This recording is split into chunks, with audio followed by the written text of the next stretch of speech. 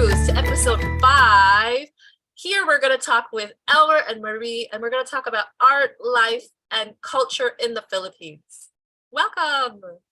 And so today we have 3 wonderful guests here with us. They're going to introduce themselves to us, so don't worry. But we're going to talk about how the creative process or creative outlets, even for non-artists or artists or whoever, whatever label you are, how those kind of activities, especially during the pandemic, helped us find more balance, more calm or peace in ourselves, and hopefully go into our lives as teachers, as coaches, as mentors in our lives. Who'd like to start? Elmer or Marie? Marie. Women first. Oh. All right. I can start. Or would you? I don't mind. Go ahead. By all means. Actually, I'm gonna grab my glasses. So. Well, I lost mine. So I'm Elmer. I'd like to think that I'm a gardener. I come from a third generation. I come from a line of contractors. My grandfather started the landscaping here in the Philippines. So I'm a third generation. Also come from a family of entrepreneurs. So I am a part-time restaurateur. But at this point in my life, I'd like to think that I'm a man living a purposeful life. See? Not defined by what I do, but how I do it. So there. And I'm also a certified life coach for the past 5 years. So, I mean, because a certain life coach changed my life for the better. So, in return, it's me giving back. So yeah, I do volunteer life coaching on the side for the past 5 years. Showing us your wonderful photos of your beautiful creative. Actually, that's my place. That's my coffee table. But you see, I love colors. I love each and every color in nature. It's the way I see it. We're not separate from nature. We are one with nature. Now, having that in mind, the way I do my landscapes, if you would look at the succeeding slides, we try to bring nature in.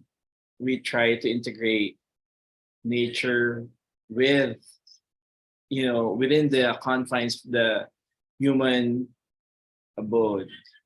So it becomes 3-dimensional. It's not just flat, like we integrate the stone, the wood, the water features, the color blue, yellow. It's really one with nature. Being one with nature is the key point in all of our landscape designs, in everything that I do. Even patios. You see the weave? I actually chose the furniture because I like to go local as well and place plants even in a very small balcony, just being one with them. And because the client also wanted a local tapestry, so what not than to have them sit on it. So yeah. I know this. This is Meridian or Verve. That's Verve, Tower 2. Oh, sorry. Neighbors. Yes. Love it. Oh, is this Okay, a public so- space? No, that's a house in Ilocos. No, in Pangasinan. It's near the beach. So what I did was, because the house sits in between the mountain and the sea. So we tried to recreate it in the landscape by doing mounds, which represents the mountain, and the loose pebbles are like a dry riverbed. It's like a dry seabed. And the client absolutely loved it. And those jars, they actually have fountains, so the water spouts, but it's self-contained. So Oh, wonderful. And it's like so calming, right? For the owners to be. yes, Yeah. So it's from scratch. Everything's from scratch. So, but I'm glad I'm able to create something that would give serenity to the client. So this is a balcony of another residential house, and because it's all concrete, we try to place plants, and then the furniture, or the, how do you call this, the green thing, we had to change it to color green, light green, Oh, the just so cushion. there you go. Sorry, very limited English vocabulary. So Sorry, sorry, sorry. Yung malambot na kutsyon. yes, actually, we wanted to make it more natural and more, because there are a lot of trees. So what we try to do is assimilate everything within the natural surrounding. I So love that, it. It looks so well designed. It's so balanced aesthetically, but it's natural, right? It's not yeah, contrived. It's not rigid, right? yeah, we don't like that. We don't like rigid. We like everything natural. But still designed, like still intentional, still well thought out. Yeah, yeah. So then in the next slide, what's the next slide? Ah, okay. So this is like the side of a house which no one goes to because it's just all soil, it's all earth. And I'm like, this is the perfect secret garden. So so what I did was I created this path walk. I placed this really old chair on the side of the house. And then on the side, we created trellises or lattices where the vines can crawl up. And the owner just absolutely loved it. And whenever she would want to have a time off, she actually goes here. And yeah, just the calming sound of the bamboos against the wind. So yeah. I love how you thought of like a neglected space or an unused space, and you thought of making it a very peaceful, secret, um, oasis for the person. How Yeah. wonderful. So and then in this case, because the owners imbibe this American architecture where there are no gutters. So the problem with this space is the water just keeps on pouring down the soil, killing the grass. So what we did was we did this canal, then filled the topmost part of it with loose pebbles, made it into a linear landscape, but still made it more natural with a mix of plants, different textures, colors, and foliage. And yeah, that's how we hit the canal underneath, still looking. Ah, and this is in BGC because they have a very limited space. Perimeter walls don't need to look hard, right? So we use natural stone slates and again color gray, so it kind of softened everything. So matching the environment. So and this is a swimming pool, and at the same time also a reflecting pool from those, because you see most of us condo dwellers were very scarce, nature is scarce to us, right? So what I did was, for all those looking down, this becomes a reflecting pool. And they absolutely love it because it looks so natural from Different where you're. perspectives. I love that. Like, yeah, so thinking from up above, looking down below. So we didn't use the artificial blue. We used grays to make it look like a natural river. And yeah, the stone slates are cladded on the wall, and then the water cascades down, and water calms the spirit. And that's what the pool users love about this. Yeah. Oh wow. And that's what I did 15 years ago.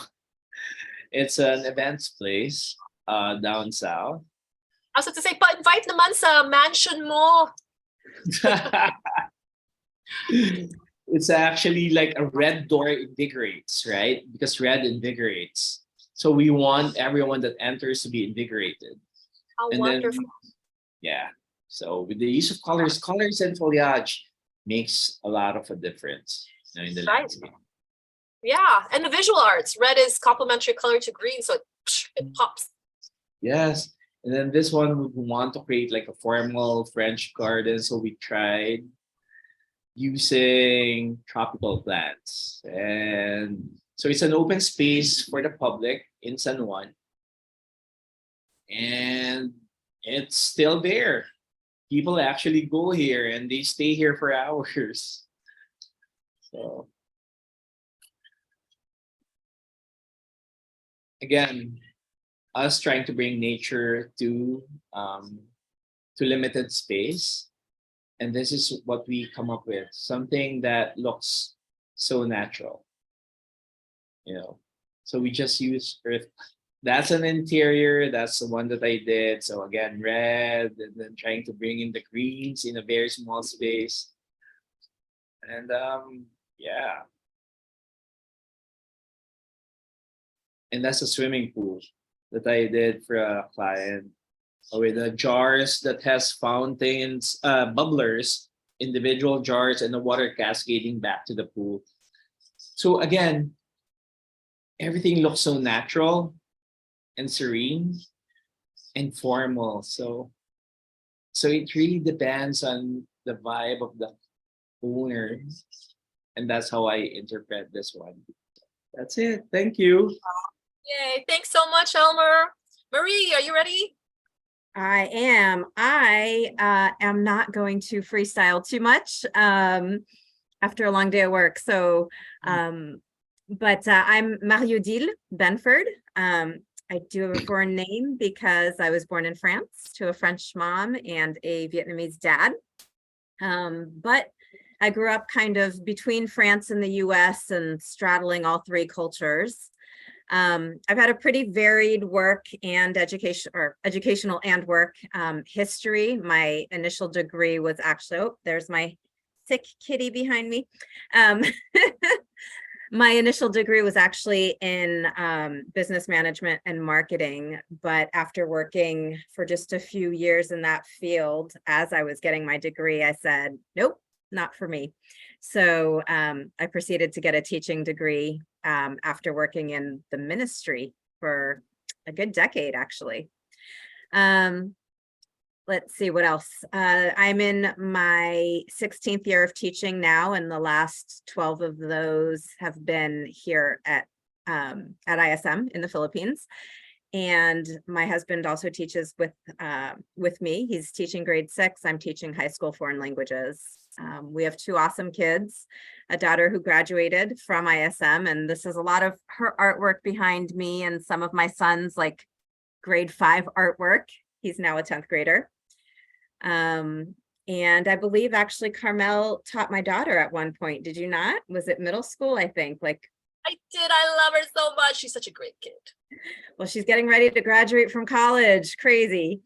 I'm not getting any younger. So I'm preparing to be an empty nester in the next 2 years. And I think art is going to be a big part of therapy for me, keeping me sane through that transition. In terms of my interests, I love spending time with my family. We love a good game or movie night. And we, of course, also love to travel, but all 4 of us have very different travel styles. So most of the time you can find them relaxing by a pool or reading a book. And while they're relaxing, I'm usually out and about in the local streets, looking for the art scene. I love all kinds of art forms, but I especially love street art.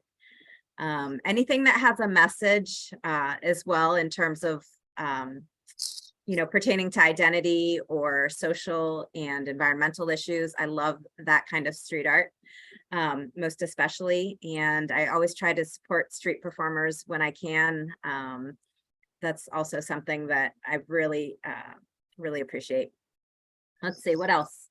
And I love finding local markets, finding the artisan markets, watching them ply their trade. I love to see the traditional arts, and then I also love to see them kind of reimagining those traditional arts and making something new from that. Yeah, and I think the last part of my bio is really I've dabbled in a lot of different types of arts and crafts over the years, but I really wish that I'd had formal art training because it's something that I've loved to do. But I realized as I was brainstorming for this episode, I thought, wow, I think I only had maybe 1 or 2 art classes ever in public school in the US, and in France, I don't think I ever did. And that's such a shame. Leads me to kind of wonder where I would be maybe if I'd had some kind of formal training, and if my life would have gone in a different direction. So Right. that's Wow. it. That's it. Thank you.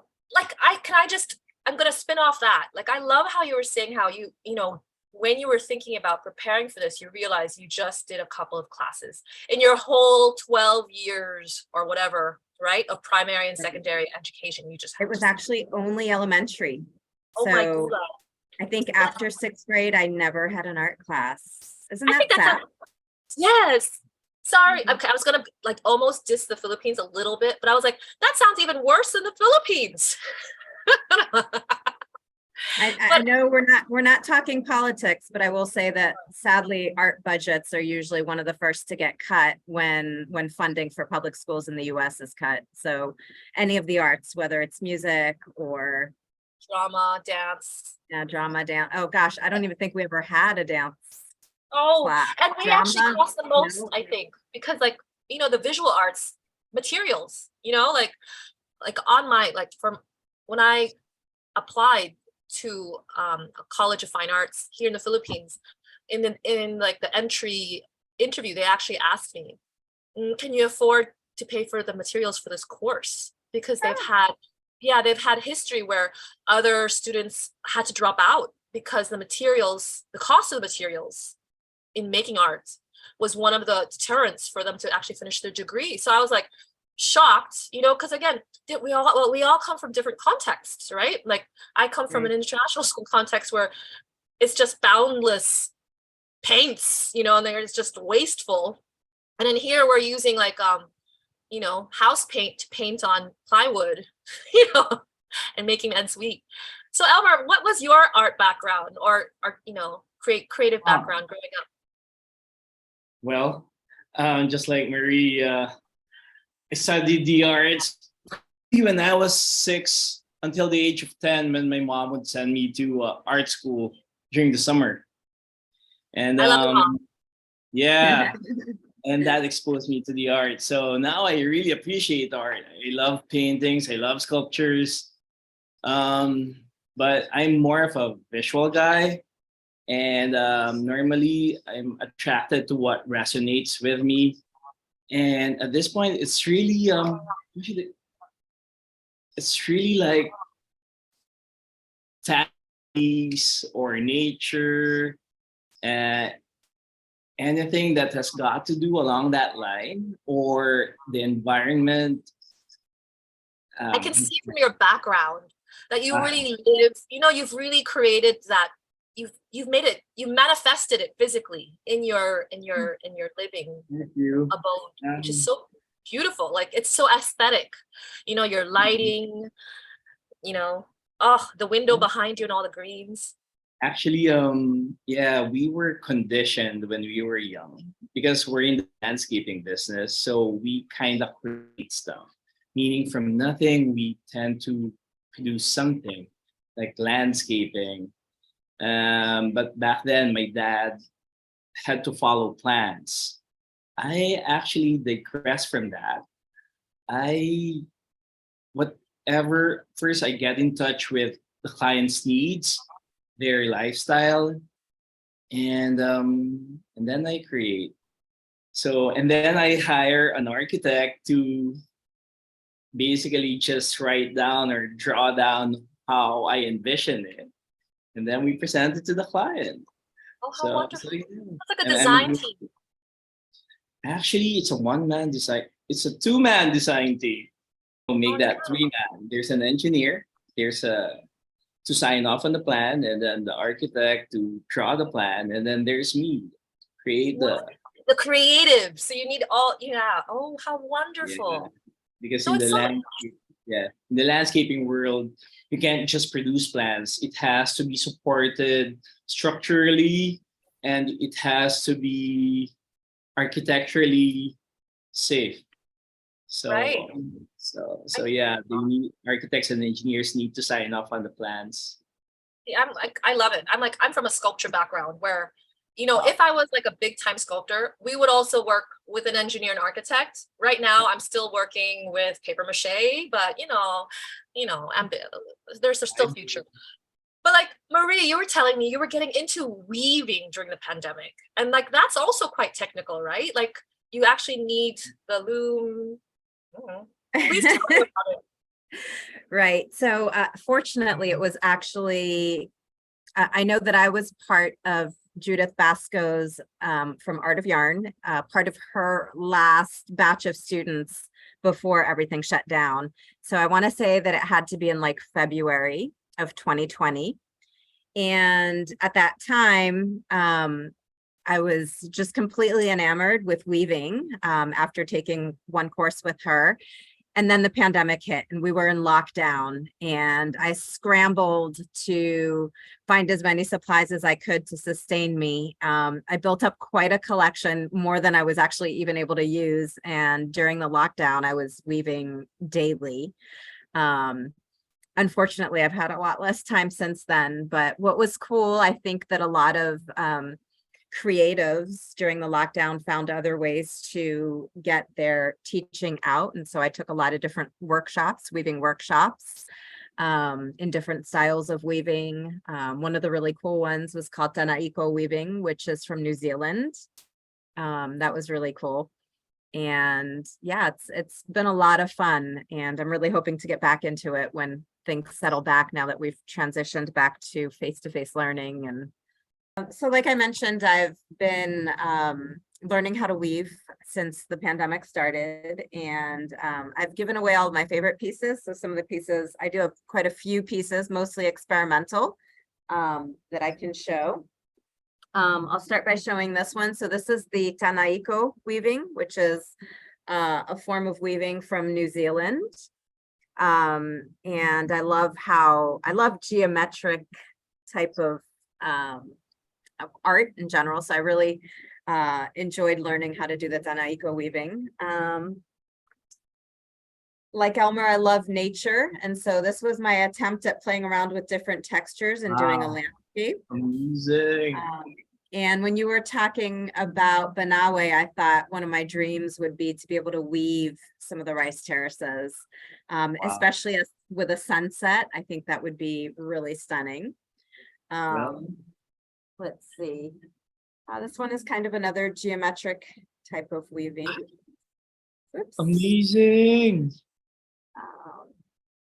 This one was originally based on, it started off as a pattern, but then I just made it my own. And the main element here was learning how to do different types of draping on the weaving. So you see these different drapings, different layers of draping throughout.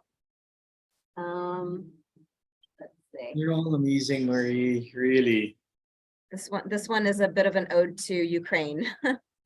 So Judith Basco, who we mentioned earlier from Art of Yarn, is fantastic, and she put out a few patterns with like Filipino motifs and styles. So this was one of her flower patterns.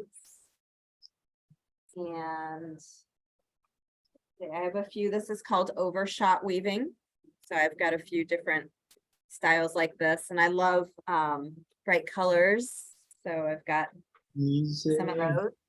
And then the other thing that I really enjoyed doing a lot prior to getting into weaving was subversive cross stitch. The two that I have with me are based on patterns, so these are not my own. And one of these, I don't know, may not be family friendly. So, but I'll show them, and you can choose to edit them out or not. Oh, for fox's sake. And this one, Elmer, is shark weave, but you have to look closely. So this is a warning to my husband once a month when it is shark. Oh. Yeah, So yeah. those are just a few of the pieces that I've had a lot of fun making. Amazing, Marie. Yeah, I was also thinking like weaving. If you look, like I don't want to go art history, but I'll do a little bit. You know, like if you do art history a bit, there's like always this before when I was younger, there used to be this kind of rift between fine arts and craft. And I think that's kind of gone right now, right? Where artisans and things that are made carefully and thoughtfully and respectfully, and especially going back to how do you say it? Indigenous? Is that a PC word to say? Yep. Yeah. Local. Yeah, or like, pre-colonial Mm. practices, right? Because if Yep. we look throughout all human civilization, I think almost all of them have evidence of weaving and pottery, right? And so I'm thinking how wonderfully primitive yet sophisticated that act is, right? Because when you really get into it, it's almost like a mathematical algorithm that I was just like, duh. Dude, right? Have you seen them? Like they can. Anyways, I'll stop. Yep, I it could definitely be mathematical, and then you have some of these really abstract weavers that do some amazing things, and then you have people that are, I mean, it looks like they're painting with their weaving, and it's really impressive. I'm not at Amazing. that stage, but But like to think that weaving, because like when I was younger, I'd be like weaving. I remember I had to do it in art class or whatever, and I'm like, and I'll be like, oh, that's whatever. I'm not really into it. But then when I went to like Baguio, and I saw the beautiful, not just Baguio, but Ilocos and all Kalinga and Abra, even down south, the Maranaos. We have such a, I got goosebumps. We have such a rich culture in tapestry and fabric. Um, and we can see that and then, oh my gosh, if you guys haven't seen it, the documentary, The Dreamweavers, Tinalak, Lake Cebu, beautiful. It's a beautiful little documentary. I think it was made in the 80s. Beautiful. And so how they, again, do they consider themselves artists or artisans or makers, craftspeople? And how, it's enriched our lives and culture, I right? feel like if you've created something out of nothing, I feel like if you have visualized it and transformed it physically, that's art. Something as pretty, something that's beautiful, that's art. Whether that be it's a craft that was done by a 5-year-old or someone that was done by the elder tribe, right? From a native down south, that is pure art. I Because love it. I love you, Elmer. But I'm like going, remember our audience, our art teachers, and some of them are going, there's a rubric. There's some standards to maintain. But yes, of in like course an there are standards, but that would really discuss us amateur artists from doing art if we had to follow a rubric. For me, art is something that uplifts the soul. So anything that uplifts the soul or anything that's created beautifully or purposefully, that's art. I mean, I've got this tapestry right here. It's done by a local Bicolano artist, weaver. And for me, even if it's a linear, weaving, this is art. Yeah, So, I love it. yeah. And like them making it and then us using it and us seeing it and us appreciating it, right? Exactly. And then I think sometimes as well, I don't know about kids, your kid, the kids you're around, your nieces and nephews, your very cool kids. She's got really good kids. My 7-year-old is driving me crazy. But anyways, like sometimes they don't realize where things come from. Like this was actually made by a person. The materials were actually collected by somebody. It was actually, like the plants, like this came from a seed, it had to grow under proper conditions. Otherwise it would die because I've killed many plants in my days. So, you know what I mean? Like there's all this intention and purpose, right? In what we do, which I feel like that, yeah, you're right. It can be considered art. And so I can see from you guys, what were the impacts or effects in your lives? You know, you can talk about during the pandemic or just now. I don't know, like, what do you think, Marie? Growing up in Versailles, in France, right outside of Paris, I always had an appreciation for art. The Palace of Versailles, was really in walking distance from my apartment, is an amazing work of art in and of itself. And then Paris is filled with incredible museums. And so I really loved, especially the Impressionist movement, the Musée d'Orsay in Paris. And for me, that's kind of the more classical arts were what I thought of as art growing up. And then when I moved to the States, and it was actually in Spanish class in high school, I had to do a report on Frida Kahlo and one on Salvador Dali. And that's when I think I really opened up to other types of paintings. And from there, I just really became interested in all kinds of art forms. And so since then, I've dabbled in a lot of different things, trying to learn along the way because I didn't have the benefit of having actual classes. So, But do you feel like, even though you didn't have the quote unquote formal training, or that, you know, you missed out on that, but do you like, why do you keep on coming back to it? Like, like, is it for your own fulfillment? You like the product, you like the process? What is it? What about it do you like, really like? I don't think I'm ever satisfied with the end product, honestly. So I think there's something in the process. I think there's something in the act of creation. And quite honestly, for me, I draw a lot of inspiration from others. Like I like to follow a pattern, but then take it and make it my own, right? I like to, and I think because in my mind, that's my training, is learning through a pattern, or, right?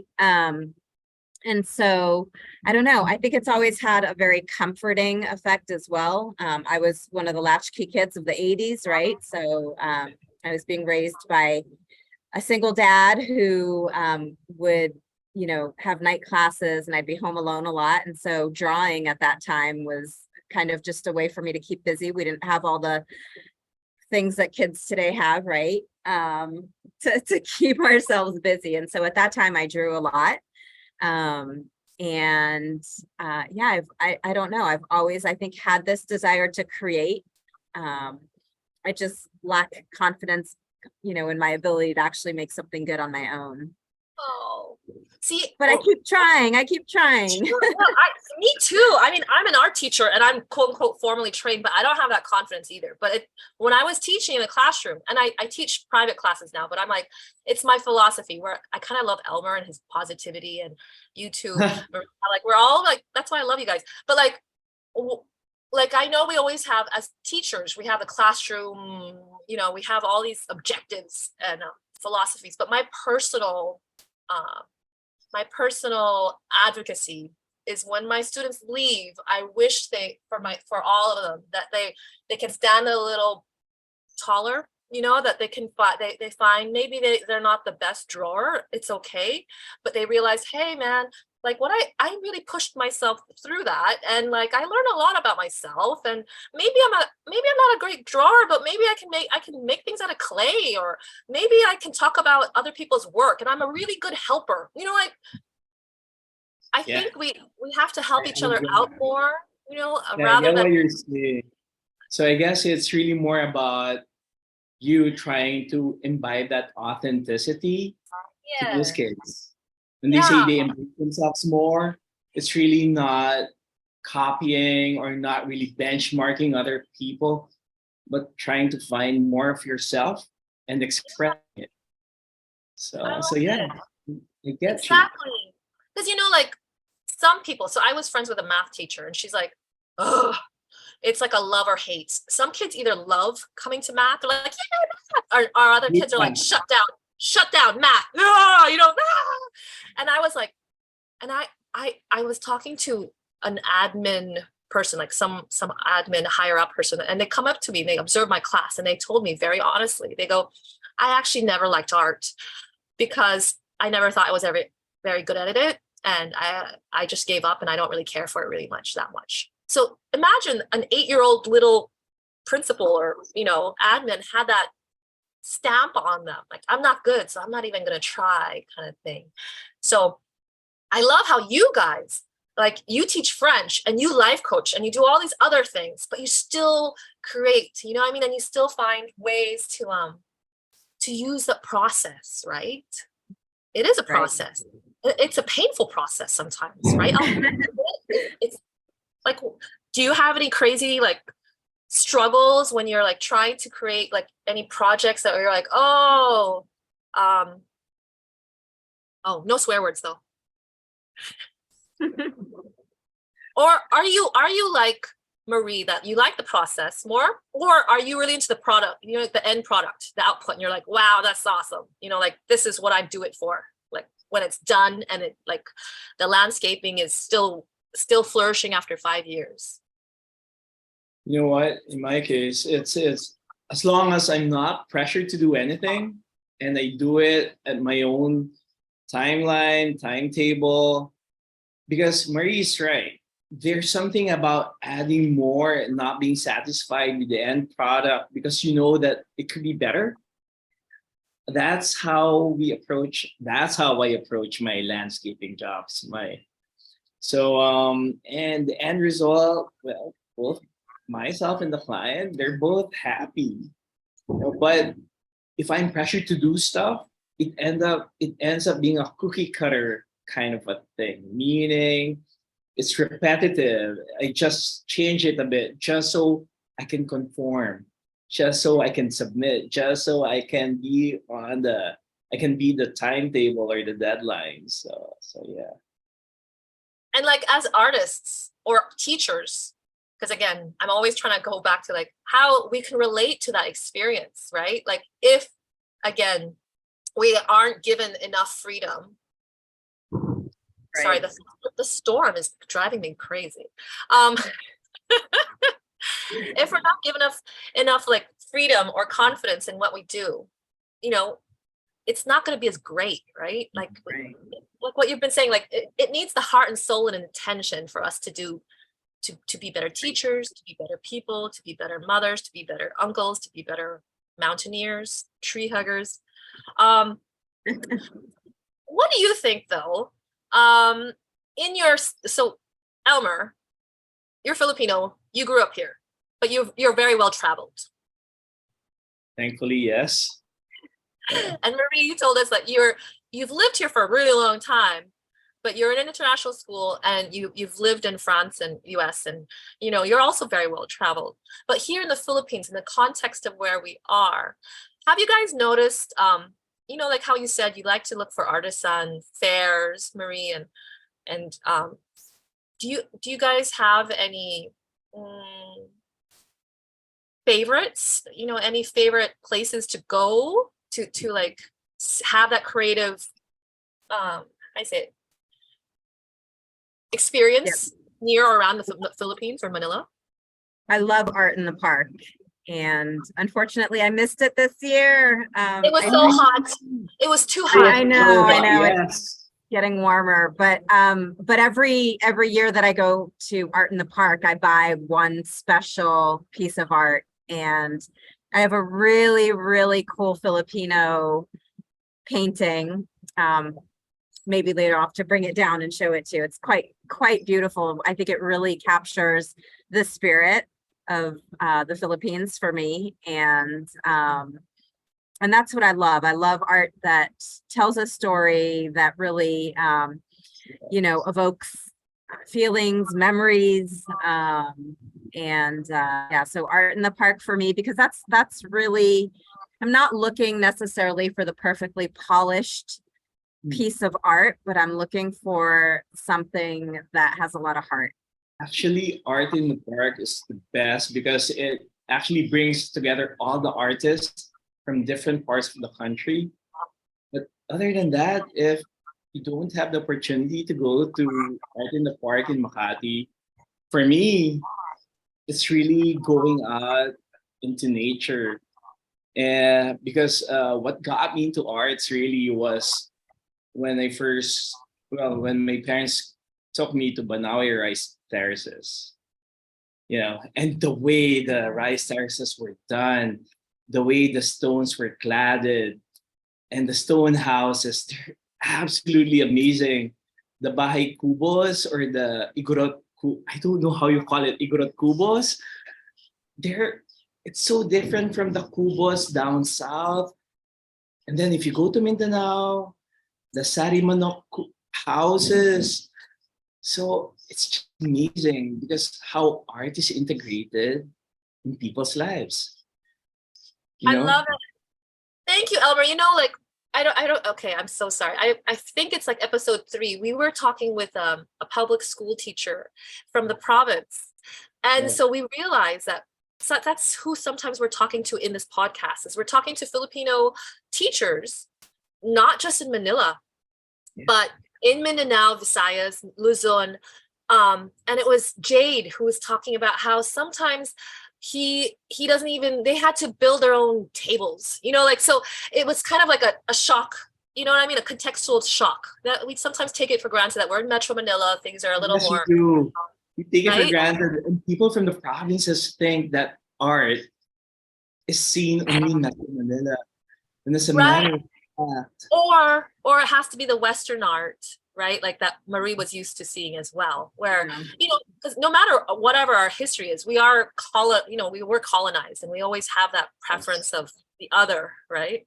As a Right. superior. But I'm hoping that the pre-Hispanic crafts and artistry. Oh, did you see the Vogue cover? The tattoo artist? The tattoo yeah. artist. yes. Right? Dude, I was like, yes. And she's like 103, right? Yeah. Well, Yes. how That's wonderful, right? amazing. Mhm. Right? Did you go So- there? Is it up there in Kalinga? So, Yeah. Elmer and I we met in a mountaineering club where we would climb these mountain ranges and like sleep in these homesteads, like with like black Yes. pigs running around. And it really is a different experience, right? Like how you're like, hang on, I'm just here for one night, but some people live here every day and this is the resources they have. Yeah. And like, how did they do this?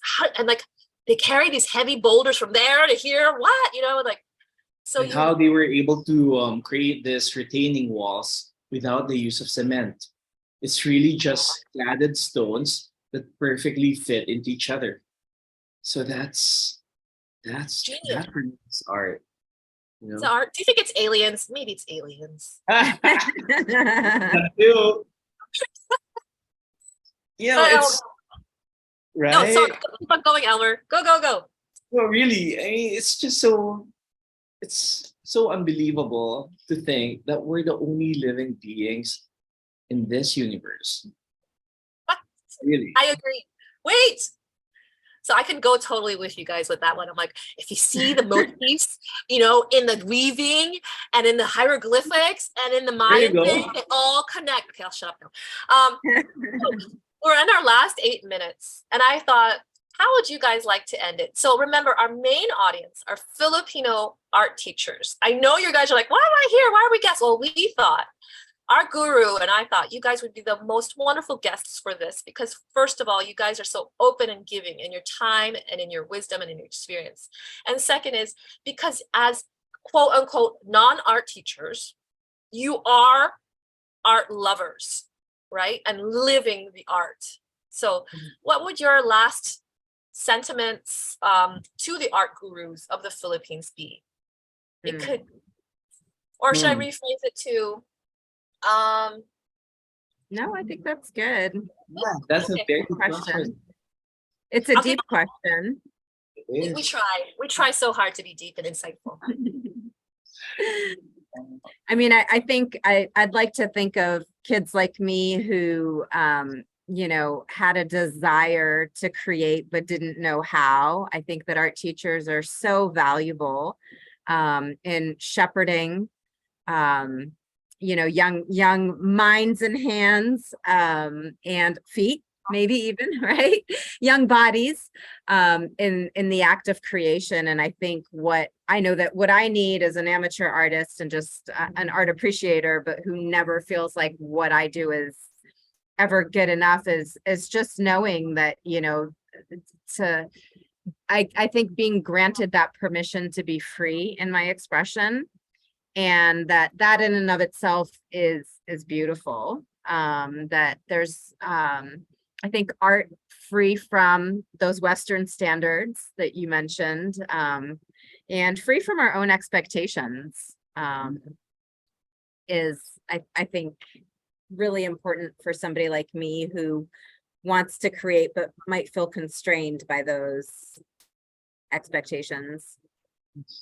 I love it. I have so many things to say, but my ADHD brain will pause and let Elmer say his. All right. For me, I believe for every art teacher out there, art is a manifestation, it's a physical manifestation of human aspirations. So I hope that you guys won't be limited by any limiting beliefs about art and just come from the heart and purpose and just be authentic. And I know you guys would just keep on producing because it's in us. Art is in each and every one of us.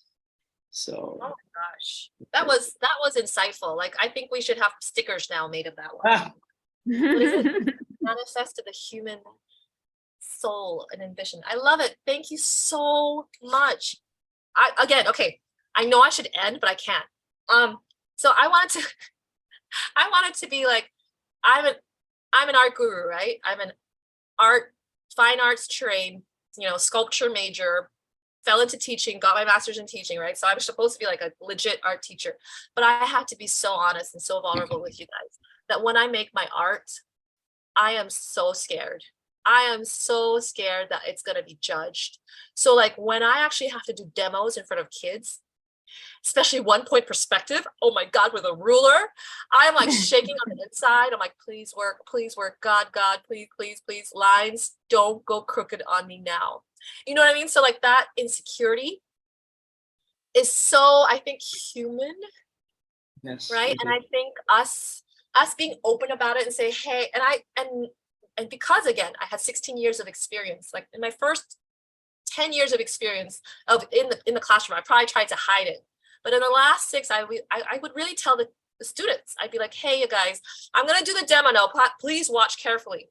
If I make a mistake, I'm human. You may make the same mistake. Let's work it out together, because failing is part of learning. And I'm a human just like you. So I'm going to let you, that's why I'm like, I think we have to like let everyone take a deep breath about art, and like, right? Kind of like, Carmel, I feel like mistakes are necessary. yeah, Mistakes are there for us to grow. Otherwise, if we aim to be perfect, then we'll never grow. yeah. That's the way I see it. And don't be afraid to be judged because whether you do or you don't, you'll always be judged. So just never be too hard on yourself. Love it. Oops, excuse me. I think for me, just even as a foreign language teacher, one of the things I do want my students to feel free to make mistakes. And so one of the things that I tell them early on is to learn a foreign language, you need to fail fast and you need to fail often. Oh, that's And good. to really learn from those mistakes, right? There's growth in making mistake, trying it out, making a mistake, getting feedback. And as long as we're creating a culture in the classroom where students can feel free to fail and that's okay. I mean, I love what you said, that I think your students can really relate to your experience when you do a demo and maybe it doesn't go quite the way that you wanted. And I think that gives them a certain level of freedom, a certain level of confidence to try, and students need that so much. And so that's the type of culture that I try to build in my classroom. And I think that is part of the art of teaching, right? It is, right? And I'm just thinking, if we had more human beings, like, because you have your mentees, we have our students, we have all these people that we're trying to, help and guide and, teach. But then I'm also thinking, like, what would happen if, like, everyone was just chill, like, what Chill I is mean? a Like, very good thing. But also, I feel like we should embrace excellence rather than perfectionism. Oh, I love that too. Oh gosh, that's a Merriam Defensor quote, isn't it? Ah, Oh, seriously, if it's perfection, no one can ever achieve that. And it comes from the ego. Whereas that's excellence, it's being on purpose. that's You true. know? I So love it, you guys. You know what? It's our last minute. And like the storm is brewing. I think like the internet might, oh my gulai, the lightning was just right there. So thank you so much, Elmer. Thank you so much, Marie. Thank you for giving us your time, your wonderful thoughts. I feel like I'm gonna go be like, I want to go to art in the park. Oh wait, on that though, I'm gonna say there's Pinto Gallery, there's a Yellow Museum. We'll put a list of all the other places to go out to go around. My museum, it's not really art, but it's still like looking at things, and like National Museum. CCP is still closed for renovation, but they're at Black Box. Oh, I'm gonna plug in. There's a new modern art museum as well, right? In BGC, somewhere near the Mine Museum, I heard. I've not been yet though. Is it open? It is. I haven't gone either, but one of my students told me about it last week and she went. wow. We got beat. I didn't even go. Let's go. Oh, and then teachers and students, if you show your ID to most of these institutions, you get a discount. Yeah, because it is a bit steep, I think. Sometimes it's like the entrance is like $350, and if you show your teacher ID or something, it's like half price. So that's a tip for us art gurus. You should always bring your ID. So again, thank you so much. As art gurus, we thank you so much. And we hope to see you again, and hope to see you in our opening in September, where we'll have our show at the NCCA in Intramuros. Thank you, everybody. Thank you. Thank you for having us. Bye.